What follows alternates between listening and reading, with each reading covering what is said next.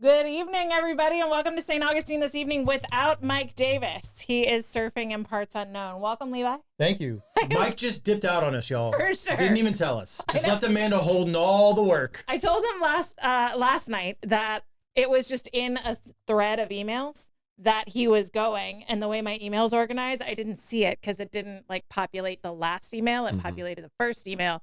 So then I see a second email saying, well, since Mike isn't going to be here for the interview, here's the information that you need. And I was like, what did I miss?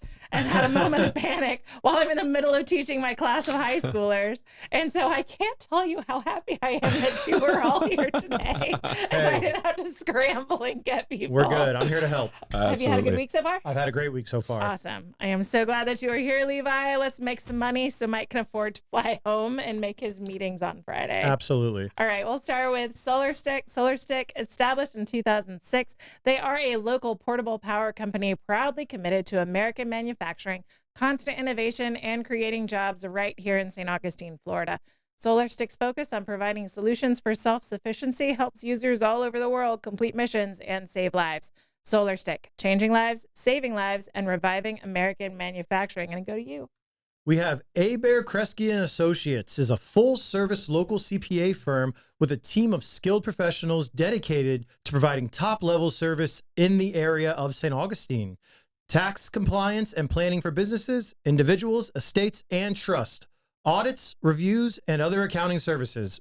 Business valuations, forensic analysis, and litigation support.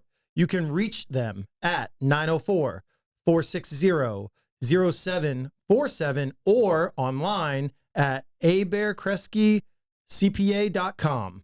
That's Bear Kresge and Associates. Awesome. We also have Solomon Services. Solomon Services, the premier place for personal training in St. Augustine, specializes in small group strength and fitness development, athletic development for team and individual sports performance, sport injury-related training, state-of-the-art center with indoor and outdoor turf areas. All coaches are certified through the National Strength and Conditioning Association. Call and make an appointment 904-461-9945 or visit their website at www.solomonservices.com and sign up today. They are amazing. These neighborhood diners are more than just a place to eat. They are where hospitality blooms and friends gather. Bring your own or make new ones right there with them. Andy and his crew are amazing. The coffee is always hot. The smiles are genuine and the food tastes like home. Every meal is a chance to make memories, share stories, and create bonds that last a lifetime. It's not just about the food on the plate, but the community that comes together around the table. Come see Moultrie Creek Diner or Anastasia Diner. Tell them Andy sent you. Go have dinner with Andy tonight or breakfast tomorrow. All right, we've paid the bills. We've done the job. All right, now we can just talk. We've got a lot going on in the world today, because Trump announced Liberation Day last week, and the collective world lost their minds. Yep. Some celebrated, some rented clothing and sackcloth and ashes, the whole deal. Chicken Little, the sky is falling. Ugh, my feet has been split. Yeah. What about you guys? Same. Yeah? We haven't even introduced our guest yet. We haven't. I'm getting to that. Yeah. Because the world is coming apart at the seams with financial information, we brought in our financial guru, Tommy Clarke. Welcome. Oh, thanks for having me. Thanks for coming back. Absolutely. I'm so glad that you're here to add a little bit of clarity from a local kid on what is going on in the world. Perfect time, right? Yeah. I mean, tariffs. We haven't had a day like today in the markets in quite some time. It's on a run. It's more sporadic than your 12 or 13-year-old daughter that just hit puberty, right? And one second she's screaming and throwing things at the door, and the next minute she's crying, wondering why you don't love her. Yeah, exactly. That's the thing. Tommy knows because he has two daurs. Yes. Mine are 8 and 6, and even though they're 8 and 6, sometimes I swear they've been on Earth before. Oh, buddy boy, just wait till those teen years. Those hormones are so fun. I'm going to say a prayer. I can help you through that. Okay. I can help you through that, but I can't help you through what we're going through. You can help us. So talk to me about tariffs. Should we be devastated? Fair trade, right? So, listen, in my opinion, I don't think we should be worried about it. Okay. If you look at just the math behind it, we remove the emotion, whether the guy that's giving the announcements is orange, purple, blue, green, turquoise, or whatever, right? The fact of the matter is for a long period of time, we've had other countries charge us a lot more, right, than what they've been giving us. Absolutely. Right. So, the markets don't like uncertainty, which is why you've seen a lot of volatility, like a lot of ups, a lot of downs. And it's a lot of the Fed and the monetary system, like the liquidity is being pulled out. Yeah, for sure. Right. So when there's no liquidity, the highs are super high and the lows are super low. And they're both extremely fast to kind of catch people off guard. Yeah. My personal opinion, and granted, it's probably wrong, right? But I don't think tariffs are actually what the goal is. I think tariffs are just a news media thing that you can spin. It's like a marketable thing, right? Because when you look at the inner workings of currencies around the world, we know that the dollar has always been the world reserve, right? Absolutely. So in a lot of smaller markets and other countries for a long time have had very weak currencies in regards to comparison to the dollar. Yeah. So what happens is those markets are so small, and because oil, most items are traded in US dollars. So you have countries that come to the treasury and set up accounts and say, hey, we'll give you, let's say, we need to borrow $1 billion from you guys. And what we'll do is we'll convert the currency that we have into the currency that you have so that we can buy and, use certain products in our country. Okay. So I think the long-term agenda is to make the rest of the world kind of revalue their currency to get to a gold standard. Okay. Right? Because once we get to a gold standard and every country's currency is pretty much on what they're talking is like a level playing field, I mean, free trade will be here. And when we get free trade, like we're going to talk about this in a minute too, but I also think that it's AI and technology that in 5, 10, 15, 20 years, we won't even be able to recognize the world because goods and services will be essentially free. Yeah. Right? Because I think robots are going to be the way that companies go about fulfilling their workforce.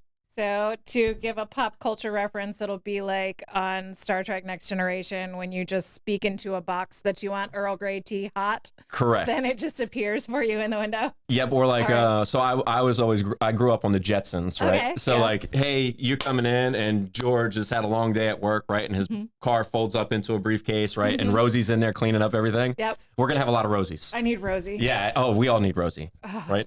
Come on. There's a company called Cloud Kitchens right now that is out in Silicon Valley that essentially has built robots that literally go through A to Z on how to make dinner, and they talk to each other. So one says, "Hey, get this out of the fridge," and they have a video of this, like a tutorial, where you see the robots talking to each other, learning how to slice things up, putting things in pots and pans, like cooking an actual dinner.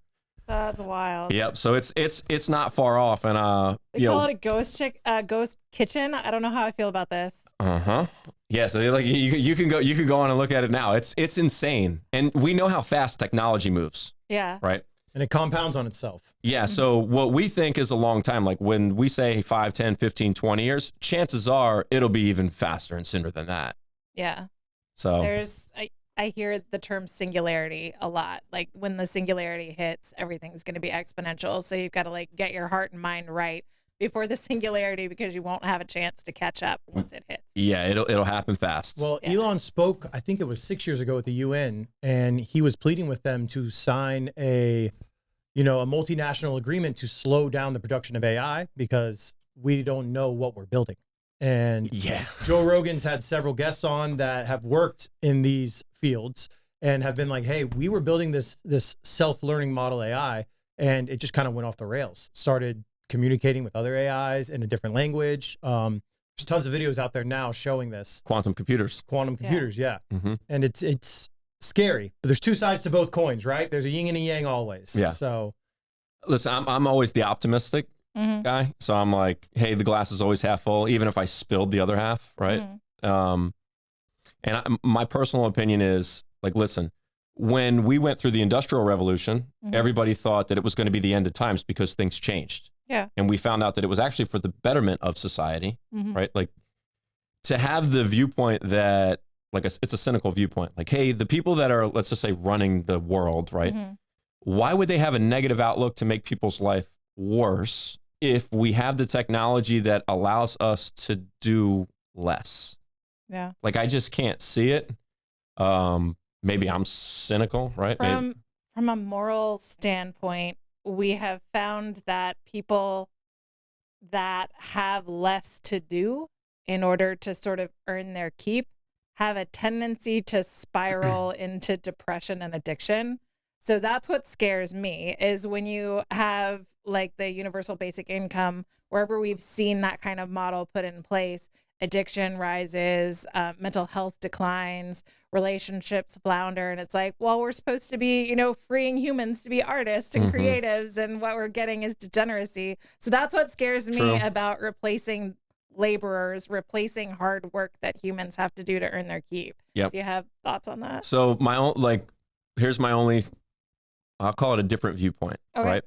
So if we look at our kids now, like mine are 6 and 8, like their entire life, they've been brought up around technology. Absolutely. So like work in the future probably will be unrecognizable to us. Cause like when I grew up, my grandfather was a GC, general contractor. Yeah. So when I was 6, 7, 8, 9, 10 years old, I would work with him framing houses, doing cement work, masonry work. And very fast, I learned that I was like, that is not for me, right?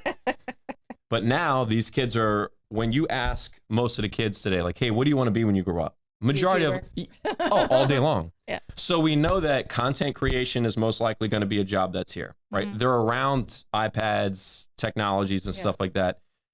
I think if we lose the university mantra, right? Where instead of universities pitching curriculum that drives a 9-to-5 type of mentality, like a, hey, just do it's the pipeline to complacent factory workers. Exactly. It starts with, pre-K, government funded pre-K, through the public education system, all the way through the college university pipeline. The whole idea, and if you look into the founders of this system, their whole idea was to make a child as unlike their father as possible, and to get them complacent to be able to survive in a factory setting. The entire educational system is built on that. Yeah, it's terrible. Exactly. So if we can fix that, right? So here's essentially why I say universities. Because we think of universities as, hey, I have to go to school, I pay tuition, right? Harvard, Yale, like all these prestigious named, right, institutions. But ideally today, a university is YouTube. Yeah. Right? It's what you consume on social media. You no longer have to go to school. Yeah. Right? I do what I do right now, producing podcasts, because I had to go through a crash course in producing live streams during COVID, because I was the only one on staff at my church that knew how to even operate the live stream equipment. And we were shut down and could only have 6 people in the building. So everything had to go through me. So I had to figure out how to make everything go through me. So you're right. Everything I know today about podcasting is because of YouTube. Yeah. If you look online right now, the current largest school online teaches you 18 modern ways, like you were talking about, modern ways to make money digitally, right? And that's Hustlers University is the name of it. It since has been rebranded to the Real World. And that there's people like Candace Owens hired her entire staff out of that university. And you see some of these big time billionaires that are hiring these digital graduates is what I'll call them. And they've got over 300,000 students in there. And it's learn at your own pace. You're not going into debt. It's only $50 a month. It's teaching you the skills of the future. So, and also if you look at remember evolution, right?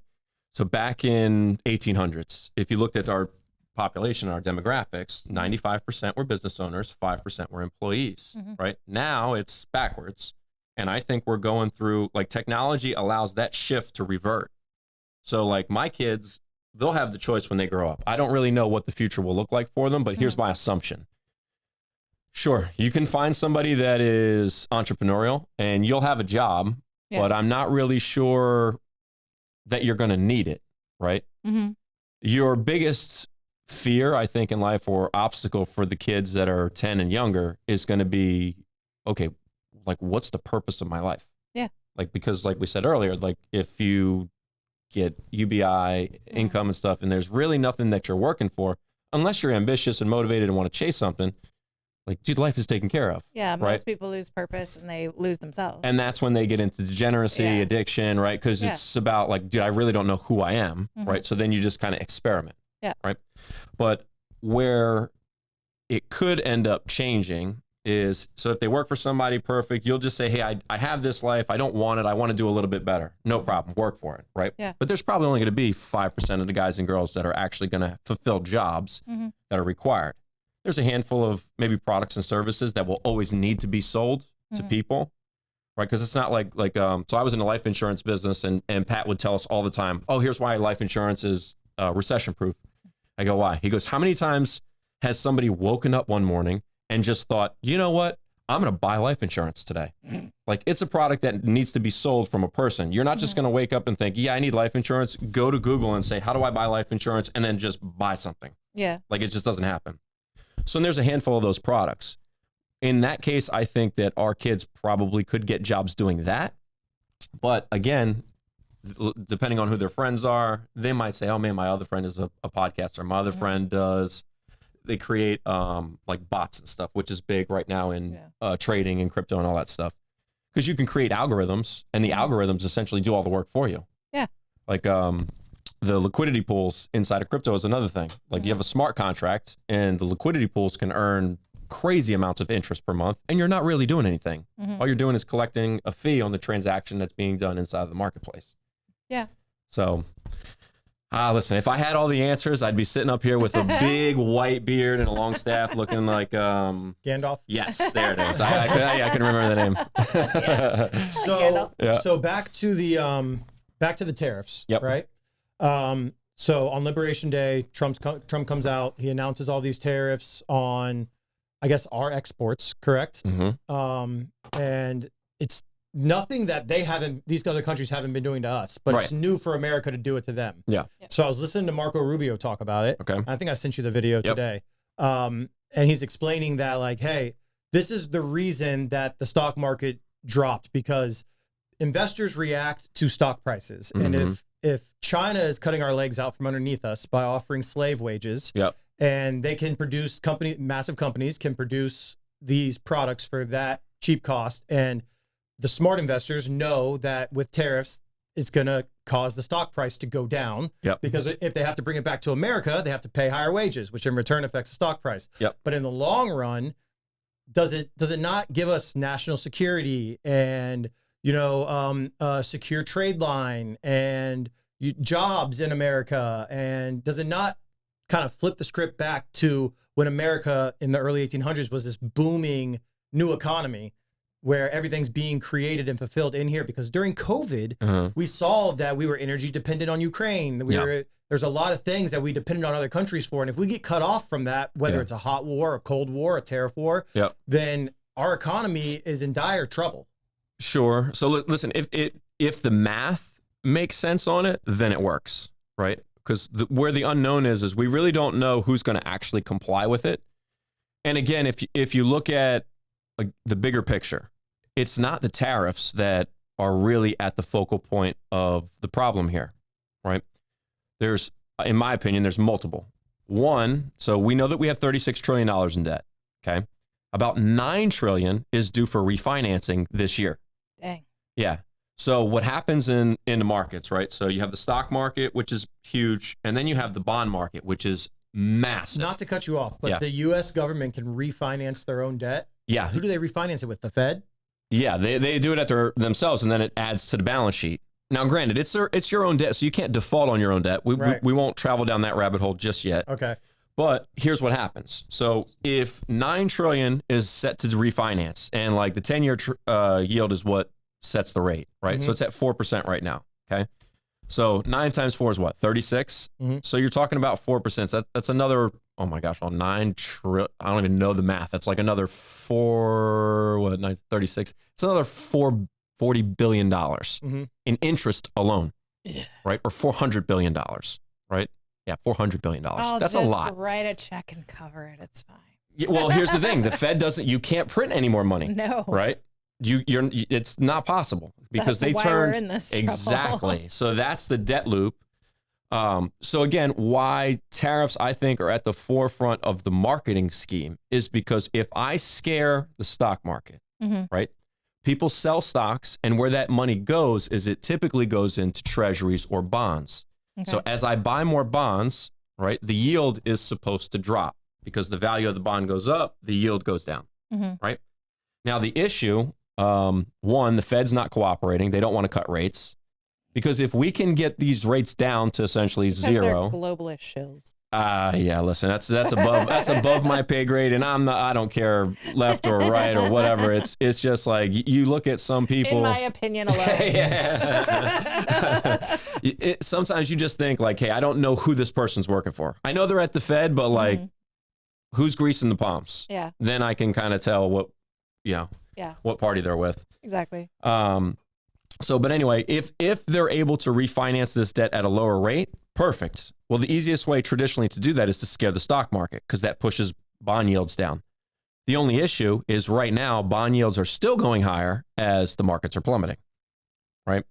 So here's where China ties into this. And this is where I think the biggest, like the tariffs and the back and forth with China, it's a bluff to try and get China to comply, but I don't think China will because China holds what I consider the trump card. They're the largest holder of U.S. treasuries. But they've been dumping them. So watch. If the stock market collapses, right, and U.S. investors run to treasuries, right? Because the people with money, they buy the dip. Yep. So as us normies, like I panic and I sell because like I need to reserve what I have. But the people that have money and they have the money to lose and wait, they buy the dip and then they become bajillionaires when everything normalizes and starts to go on a run again. Yep. And listen, 100% of the success for you as an investor, right? Like if you broke it down, 5% is when you buy, 5% is when you sell, and 90% is just waiting and being patient. Just not making a move. Which is why very few people are good at it. Exactly. Right? Because we're all emotional and we buy something and it's like, oh, it's down. I got to get rid of it. Yeah. And then the moment you sell it, you're like, oh, it's up. I got to buy it again. Yeah.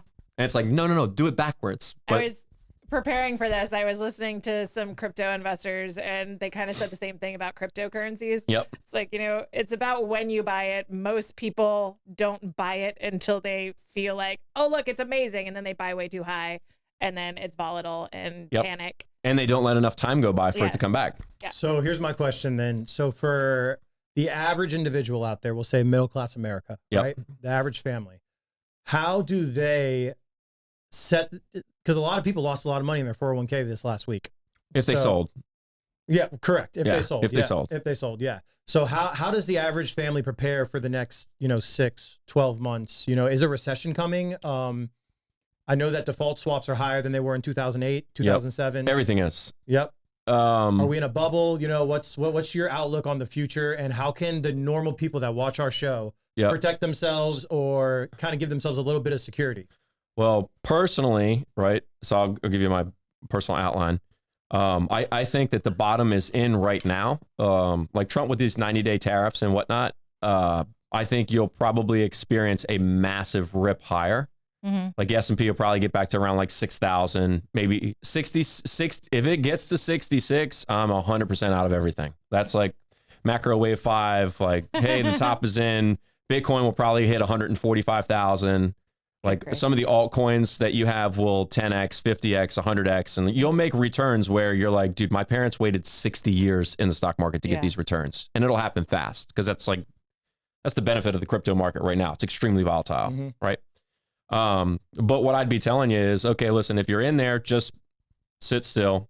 If you are 50 to 60, I'd probably tell you to talk to, HR, like have a shorter time horizon. But for the guys and girls that are under 50, don't even look at it. Just keep plugging away. Don't let your emotions get in there. Just slow and steady wins the race. But I'd be stockpiling cash like tomorrow. So having an income, a consistent income, or, an income where you can increase your income is the most important thing. Yep. And then, planning out your bills. I'm talking for middle-class Americans here, right? Because not everyone in the middle class has 20,000 laying around to go and buy crypto when it dips. Yep. Right. So, your suggestion would be, focus on your income. Sure. Focus on getting all your expenses lined up, try to lessen those, maybe not necessarily get out of debt. Do you think, is there going to be a great debt reset? Like, are people's credit cards going to get wiped clean? Like, no, I mean, I don't see the, I don't think that would ever happen, right? Now, is income tax going away? I do believe income taxes are going away. However, right, the only reason I think that happens is because of blockchain and because of crypto. Okay. Right. So the reason why, and this is just, again, my belief, I'm probably wrong, why we have income tax that we have to file right now is you can't trace cash. Mm-hmm. The system that we have is impossible to trace. Like, unless there is like a blatant money path, like the other day, Elon said he found 14 computers inside of the Fed that just literally printed money out of thin air and didn't have any receipt on where it went. Yay. Right. Where do I get that download? I know. I was like, how do I get that algorithm into my pocket? Like, so, like, look, if we go through a currency revaluation, which I think we're going to, it'll happen in probably September, October, November, because there is a gold repatriation, kind of like 1933, but in reverse, that's happening. Because right now, if you look at like gold prices with the Fed, right, the Fed is currently who owns all the gold prices, but the gold is fixed at $42.22 or something like that. Okay. Currently, I think the percentage that the Fed owns, like in dollars wise, right? So like all the ounces of gold that we supposedly have, right? Because we don't know what's in Fort Knox. I don't think it will ever be audited. That would be bad. They're talking about auditing. I was going to ask you, what are your thoughts on if that is even going to happen and what they're going to learn? Because a lot of people speculate that there's a whole bunch of Dumb and Dumber IOUs in Fort Knox and there's no more gold. Listen, if there is, right? So let's look at this as if we run the country. Okay. If we do the audit and there is no gold in there, what do you think is going to happen in America? I don't even know. Riots in the street. Chaos. That's pure chaos. Venezuela level stuff. 100% collapse. Like, you're talking about tens of trillions of dollars wiped out. Yeah. So let's have a civil conversation. If we did audit it and we knew that there was nothing in there, do you think we should tell anybody? Probably not. Are you suggesting we lie to the American people just for the safety of the American people? That sounds very George W. Bush. Isn't that the government? Right? Like, I don't think the government's not going to be the government. Yeah. Is kind of what I'm getting government gonna government. But if it is there, right, here's a chance where I think like you could establish Doge as the new page. Okay. So, hey, we're going to audit Fort Knox. What do you know? All the gold is actually here. Well, great. Now that we know all the gold is here, let's flip ownership from the Fed to the Treasury. Because if the Fed, denominates the value of gold at $42.22 per ounce, but the spot price on the market right now is $3,000, you're talking about the difference between the Fed owning the gold and the Treasury owning the gold, roughly in the realm of like $810 billion. That's a lot of billions. Right. So again, it'll pay the interest. Yeah, in a little bit. So here's where that kind of plays in 2024. I think it was in January, maybe February. Senator Loomis, I forget what state she's in. She submitted the Bitcoin Act. Yeah. Right. And I don't know if you guys remember, right? Remember Trump announced the strategic crypto reserve. Yep. So what I think they're going to do, and they've outlined this in that bill, when they flip ownership over from the Fed to the Treasury, they're going to use gold certificates to purchase crypto assets that are then pegged to values of gold. Because again, if we go to essentially digitalizing gold. Yeah, they'll tokenize it. Tokenize it. Yep. So, and they'll tokenize every asset once we get into that spot. So what that does is now we have different assets that are pegged to different commodities, gold, silver, platinum, palladium, oil, such and such. So that when countries around the world, like when we buy oil from Iraq, when we buy oil from Venezuela or Russia, or we buy soybeans from Argentina or wherever, right? What we can do is we convert our native currency into whatever crypto, is the baseline for settlement. Yeah. Send that crypto asset. So now I have a message and an asset that satisfies the goods or services. On an open ledger. Yep, on an open ledger so that it's clear, it's transparent, it's... not shady. Yep, and it can't be removed. Okay. Right? So now that we have that, that's the easiest way for them to transfer that crypto asset into their native currency so that you don't have to pay massive fees for foreign currency exchanges. Yeah. You don't have to wait for a shipment of physical cash to get there, right? Pallets of bills. Yeah, like we were dropping that 84 million in the middle of the Sahara, right? So that's essentially where I kind of see everything going on that aspect. But again, timing is the hardest thing to predict. Mm-hmm. So it's like, is it going to be Q4 of 2025 and into 2026? Most likely. But then there's a 95% probability that I'm wrong. Right. You know? So.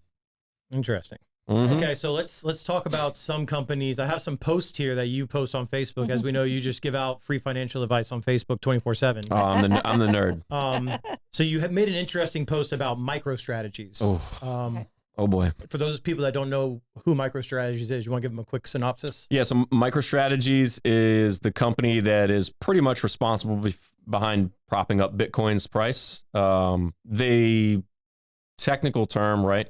They pretty much do a covered call type of trade on buying Bitcoin for investors. Yep. Right.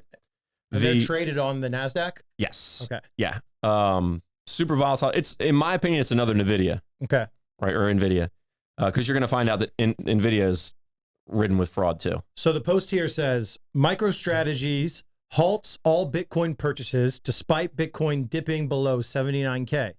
This news comes after MicroStrategies announced the purchase of 22,000 Bitcoin on March 31st, significantly above the current price, and reported an unrealized Q1 loss of minus 5.91 billion. So my question for you is, if MicroStrategies is apparently some big safe company that people can buy inside their 401k, this right here tells me that they're not a company at all. They have no real world value except for buying Bitcoin. That's essentially their strategy. Their strategy is own a piece of MSTR and you can own a piece of Bitcoin. So what's your opinion on MicroStrategies? Listen, if you look at Michael Saylor's history, he was already committed for fraud years ago, doing the same thing. Okay. Right? Like, I'm not a fan. I'm also not a big Bitcoin fan, but you know, it's why are you not a big Bitcoin fan? For lack is that a rabbit hole? Nah, it's one of them, right? So I mean, there's tons of stuff, speculation and whatnot, but when you look at the world financial stage, I just don't think that Bitcoin serves a purpose for money. Like, it would have to replace gold, but then again, like, I don't see the world ever replacing gold. Right. Could it happen? Sure, but the boomers will be long gone. Right, the Gen Xers most likely will be long gone. Like the millennials will probably be like the boomers.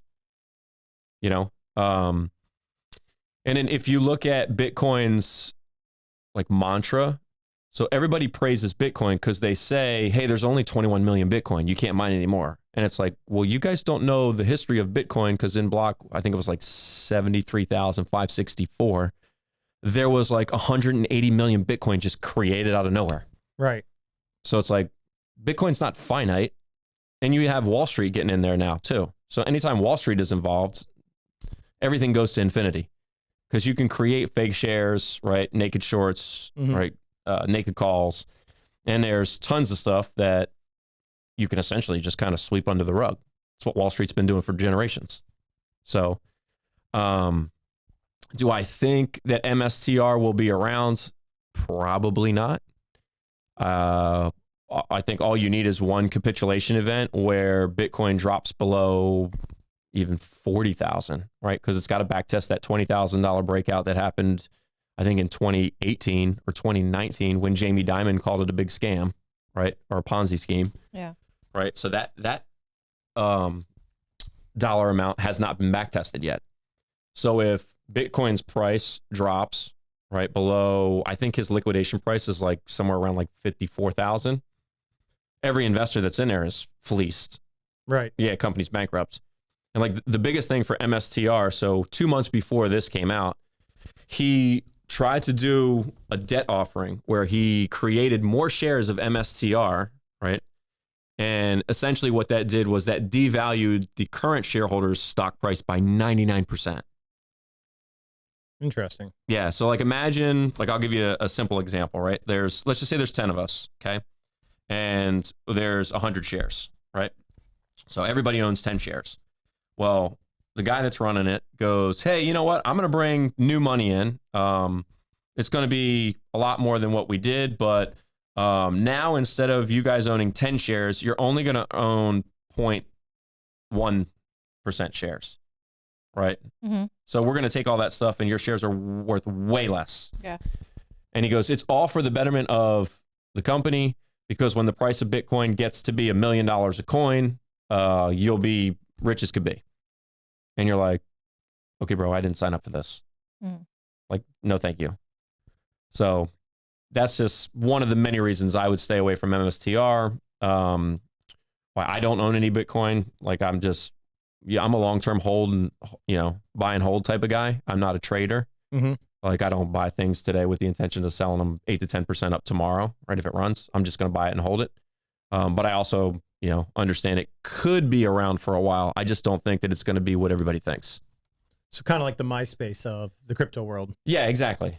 Right. So even last time, I think we talked about this, but it's never the first to market that ends up being the industry leader for long term, right? Kmart came before Walmart, right? Red Sox for the Yankees. MySpace before Facebook. MySpace, yep. Facebook, Blockbuster before AOL Netflix. before Google. Yep. All day long.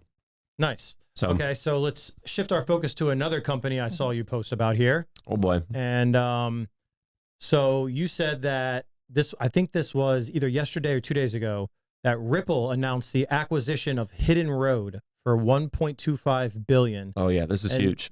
One of the largest deals ever made in the crypto space. Yep. Can you talk to us about Ripple and this acquisition of Hidden Road? Yeah, dude, Ripple. So if you're an accredited investor out there right now and you have a financial advisor, I would strongly suggest you go to your financial advisor and be like, hey, tell me about this Silicon Valley-based company called Ripple. Okay. Right? It's American-based. I think they have like $3.5 billion in cash right now. No debt. Their growth rate is astronomical. They've been around since... like 2012. Mm-hmm. They are literally the pioneers of the new world of finance. This purchase for the company that they bought is what's called a prime broker. Okay. And what a prime broker does is essentially it is a gateway to every single trade for hedge funds, OTC traders, quants, like every type of asset that can be traded on a public exchange. Like, they get those orders and then they run those orders through these prime brokers, and prime brokers end up matching trades and stuff like that.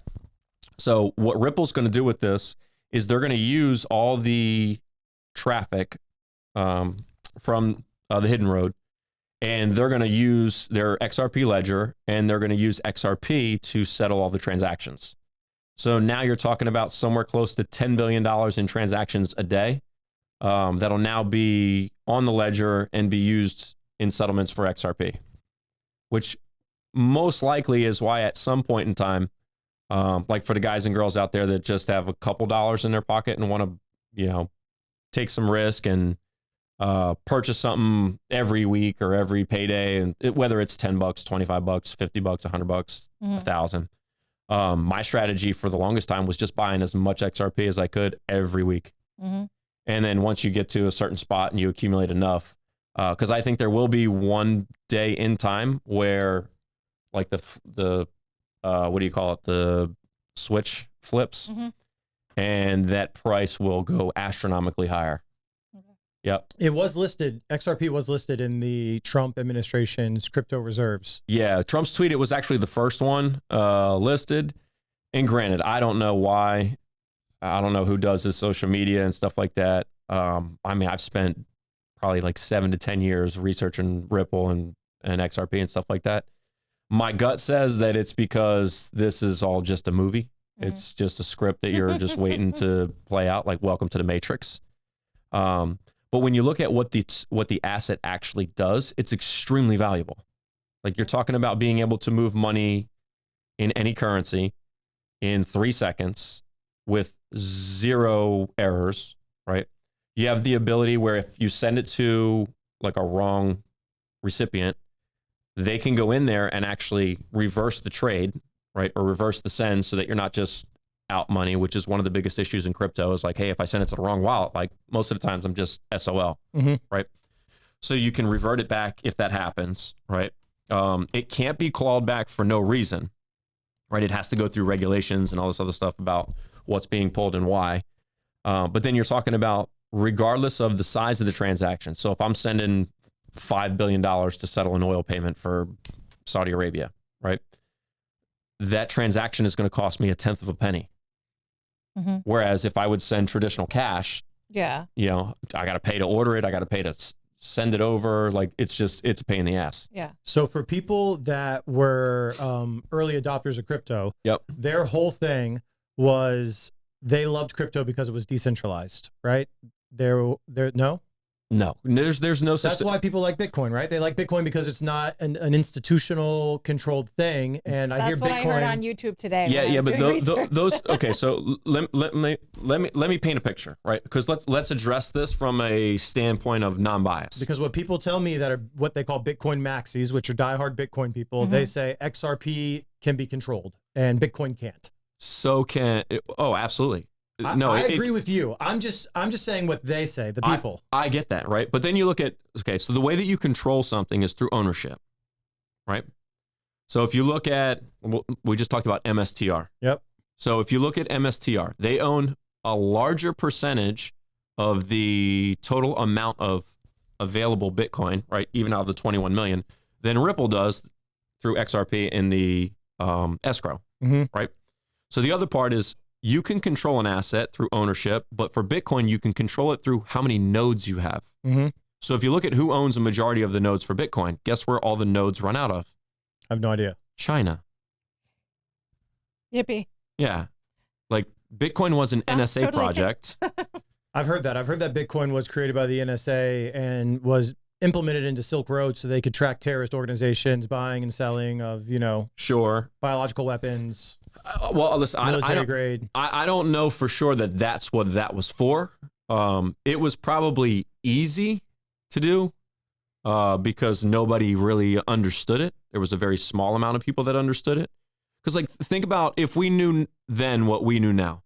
When you send Bitcoin, there is a sender and a receiver, and it can easily be traced. Right. From A to Z. Like there is no hiding it. So if I wanted to fund terrorists, the easiest way to do it is to print the money, put it on a pallet, put it on a plane, and drop it in the middle of the desert. Right. But that's not realistic for most people. It's realistic for governments like the US. But most of the terrorist organizations and all those things, like, do you really think that it's a group of people that are just assimilating on their own? Or do you think it's government influence? No, they're coordinated by NGOs and bad actors in government. Exactly. It's like, hey, I have an agenda, right? I need to formulate or put a bunch of these things together. Let me put a Craigslist ad to get a bunch of actors. i.e. USAID. Exactly. We'll fund them. Right. Well, and we're just now figuring this out. Yeah. But it's like sometimes if you look at things through a logical lens, it's like, oh, shit, I should have seen that in the first place. Like when your kids are telling you like, yeah, I brushed my teeth. But it's like, man, I can see you still have dinner stuck in the front tooth. Yeah. Like, dude, come on. Yeah. But so anyway, getting back to it, the Bitcoin saga, essentially, right? When you figure out China controls most of the nodes, right? MSTR owns a larger supply than Ripple does for XRP in the escrow. It's like, there is no such thing as decentralization because all you need is somebody with deep pockets and everything's controlled. Everything's centralized, right? So I don't think we'll ever get to a world where anything is decentralized. I think it's just, again, it's a marketing thing to be able to sell a group of people on putting together an agenda, a mantra, whatever you want to call it. Now, correct me if I'm wrong, but the rumored people to have been involved in the initial Bitcoin project, some of them left and created Ripple, correct? Yeah, 3 of them. 3 of them. And that's known, that's factual, or is that just a rumor? Listen, you'd have to check the NSA files, right? But you can look at Ripple's founders, right? David Schwartz, who's the CTO, right? Chris Larson, CFO. And then the one guy that left, right? Jed McCaleb. So Jed McCaleb left even when Ripple was sued by the SEC for non-fraudulent securities offerings, right? It's the only crypto to get the lawsuit thrown at him, okay? Jed was able to sell over 3 billion coins while the lawsuit was going on. So I think XRP at that time was somewhere between 18 to 45 cents, 55 cents, 60 cents maybe. So let's just say his average coin that he sold was 25 cents. So you're talking about this guy made off with almost $1 billion. That's a ton. Yeah. And what he ended up doing is he used the proceeds for the sale of the coin to fund Stellar Lumen, right? Which is XLM. XLM, yep. Yeah. So if Ripple was attracting banks, Jed said he didn't agree with it, but he wanted to do consumers. Mm-hmm. So when you look at essentially how our banks will be kind of taken or like settle their transactions, you'll have an asset for that, right? I think XLM is what will settle the, what do you call it, national transactions. So for all the banks that are in country, domestic, yep. Because again, it works just like XRP, fraction of a penny regardless of the size. 3 seconds is the transaction time, and it's also an X. So if you look at all the like currencies and stuff like that when they're traded on stock markets and stuff, the first symbol is always an X. Okay. So I'm like, oh, okay, they're listing the coins that are going to be used for currency, like right in your face. Yeah. You know? So here's my question. So in today's market, currently, if I wanted to send, let's say I wanted to buy a house from you and I wanted to pay cash and I wanted to send you 300 grand, 500 grand for the house.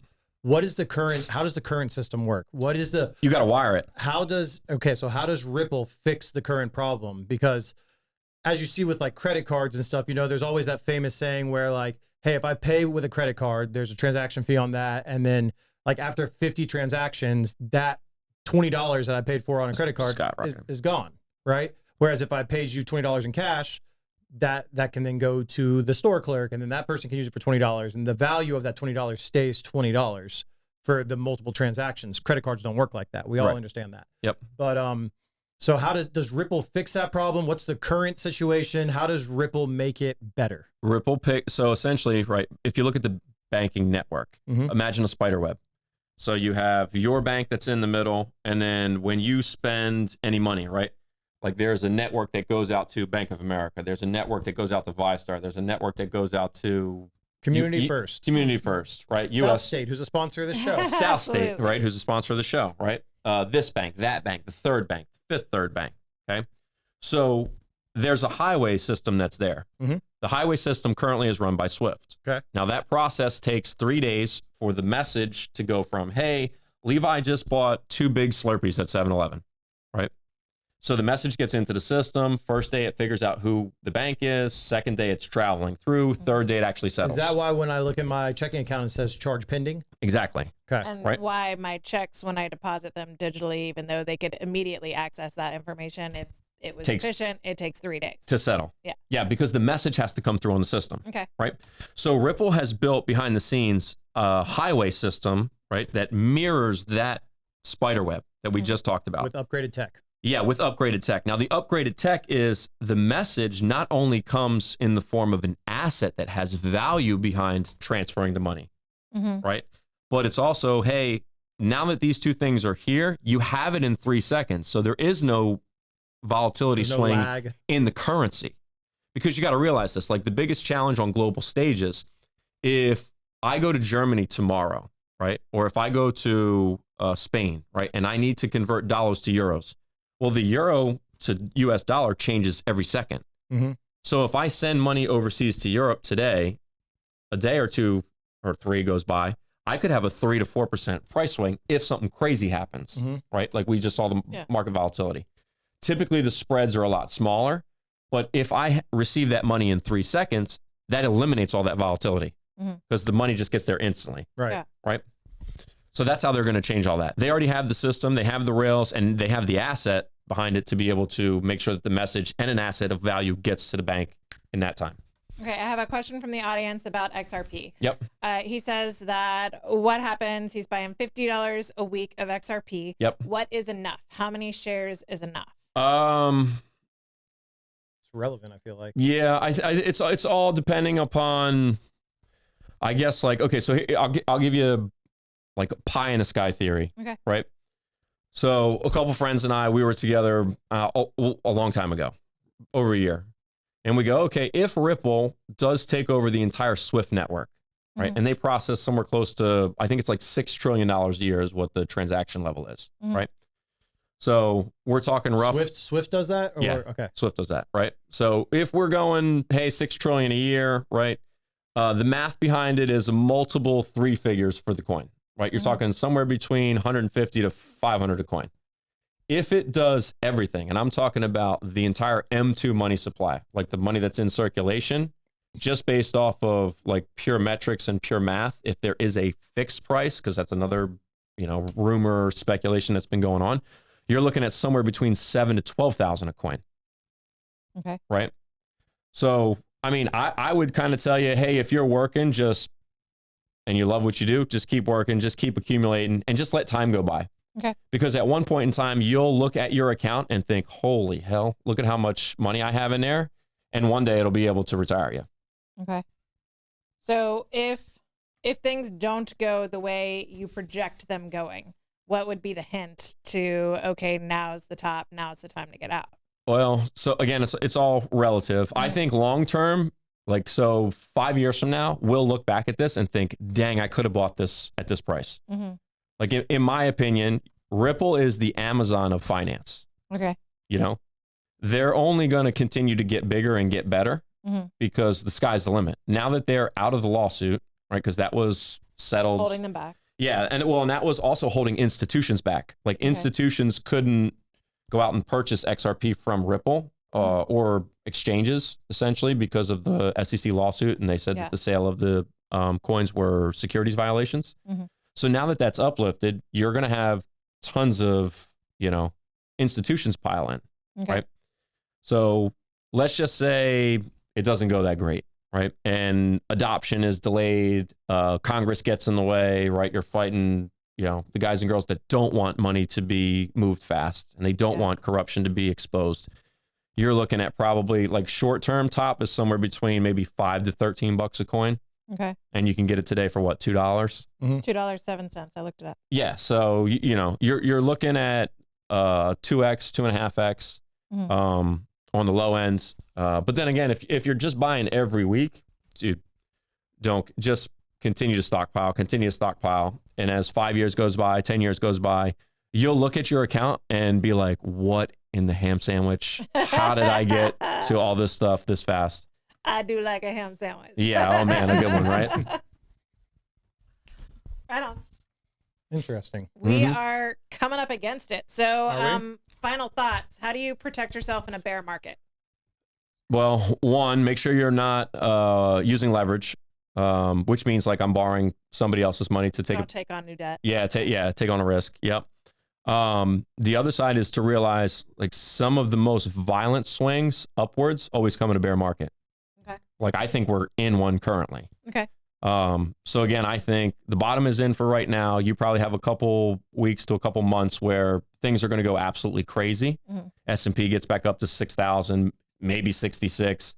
And then I think in September, when they switch the ownership of gold over from Fed to Treasury, there's something massive that happens. Are they definitely doing that? Yeah, it was submitted January of 2024. It's supposed to go into effect September of this year. Okay. So what's your outlook for the next 6 to 12 months with taking everything into account? It's not good. It's not going to get worse before it gets better. Yeah. Well, remember, so markets make money off of emotions. Mm-hmm. So you're going to have a relief bounce here, right? And when you start you see your account go up and you're like, oh my God, things are going to be great. That's probably the time to talk to somebody about getting out and sitting on the sidelines. Mm-hmm. Because I'm telling you, like this, we're still in the bubble that was created from 2008. Okay. And we just kept printing. Yeah. The big issue is when we go to a new monetary system and, hey, gold now takes over with this market price. Well, that means all the asset prices that were valued in the old form of currency now have to be valued to the new form of currency. Mm-hmm.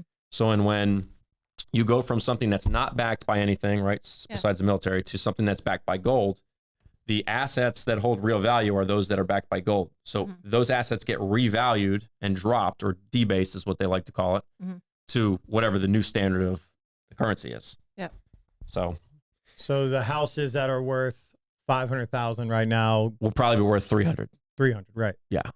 Now, granted, if that's true. I still make money. Yeah. Yeah. There you go. Right. And it's even if you get in there, like as long as you're making your payments and you're chopping down the debt, you can still take out loans. Like real estate's one of the best ways to get tax-free income, right? If you do it right with strategies like borrowing against it and then, treating it like a bank instead of a liability. Mm-hmm. So Okay, I want to wrap us up with something completely unserious. I love the movie Trading Places. Have you ever seen it? Yes. All right.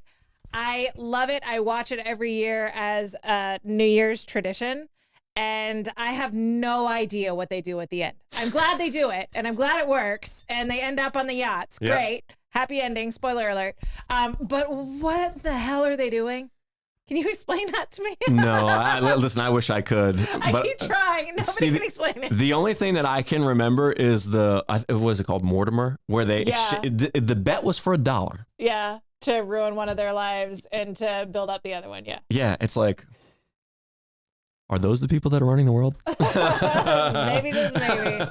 All right. The search continues for someone that can explain to me what is going on with concentrated orange juice. I've never seen Trading Places. Come on, dude. What? You haven't seen Trading Places? No. It's amazing. You better get with it. This is America. Put it in the comments. Have you seen America. Trading Places? This is an amazing movie. This is why It is whenever I ride the trolley with my family at Nights of Lights, I always scream Merry Christmas and just see if anyone answers back.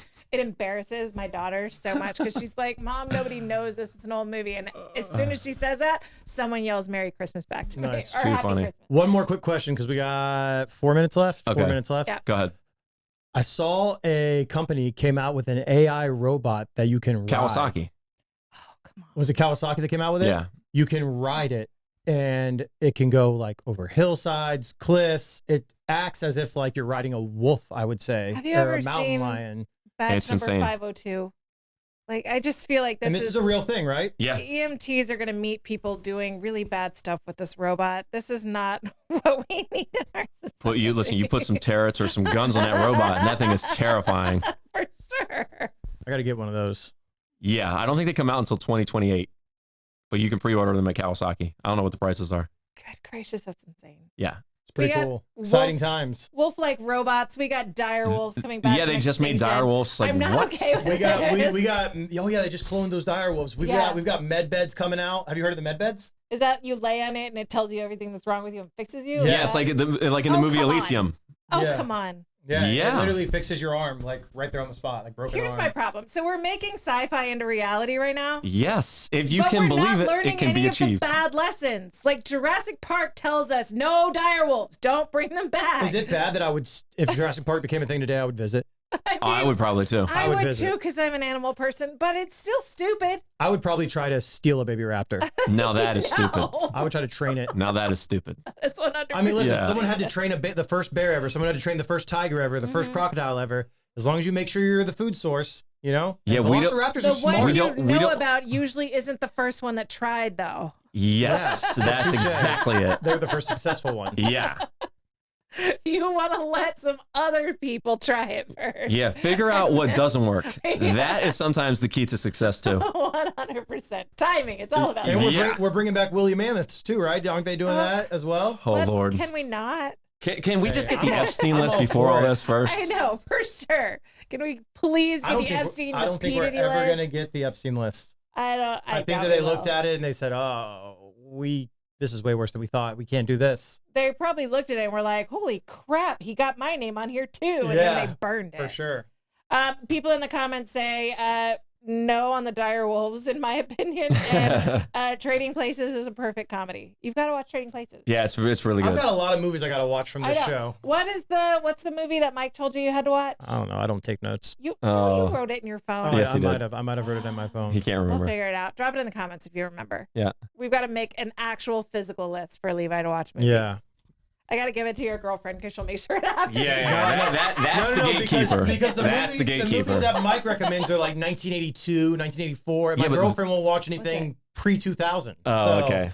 It wasn't, was it Top Gun? No, No, it was I've seen something Top else. Gun. I've seen Top Gun. Great movie. Yeah, even the remake. Yeah, I'll have to go back and watch it and get you the list in a text form because it's the only way you'll get it. Can I send him movies in blockchain?